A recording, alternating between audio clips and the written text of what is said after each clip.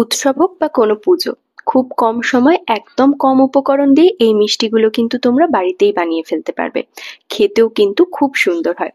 তো প্রথমেই কড়াইতে 1 চামচ মতো ঘি দিয়ে ঘিটা গলে গেলে দিয়ে দিচ্ছি 1 কাপের থেকে সামান্য একটু বেশি জল। এরপর দিচ্ছি 1 কাপ গুঁড়ো দুধ। খুব ভালো করে ফ্লেমটা লো রেখে মিশিয়ে নিতে হবে, যেন জমে না যায়। 5 মিনিট মতো ফুটিয়ে নেবার পর একটু গাঢ় হয়ে এলে দিয়ে দিচ্ছি একটা এলাচ। তোমরা এলাচ পাউডারও ব্যবহার করতে পারো। দিলাম 4 টেবিল চামচ মতো চিনি আর অল্প একটু ফুড কালার। এটা একদমই অপশনাল, গুড় দিলেও কিন্তু রংটা সুন্দর আসে। সবকিছু লো টু মিডিয়াম ফ্লেমে ভালো করে মিশিয়ে নেবার পর দুধটা ঠিক এরকম গাঢ় হয়ে এলে দিচ্ছি আরো 1 বাটি মতো গুঁড়ো দুধ আর সামান্য কিছুটা কনডেন্স মিল্ক।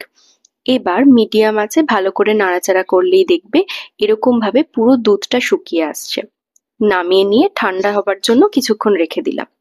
এরপর পছন্দ মতো শেপ দিয়ে উপর থেকে কিশমিশ দিয়ে সাজিয়ে নিলাম। ঘরে তৈরি মিষ্টি একদম রেডি।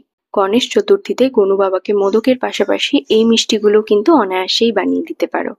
অবশ্যই একবার ট্রাই করো আর আমাকে জানাতে কিন্তু একদম ভুলো না। সকলকে জানাই গণেশ চতুর্থীর অনেক অনেক শুভেচ্ছা। সকলে ভালো থেকো, সুস্থ থেকো। আবারও আসবো নতুন ভিডিও নিয়ে খুব শিগগিরই।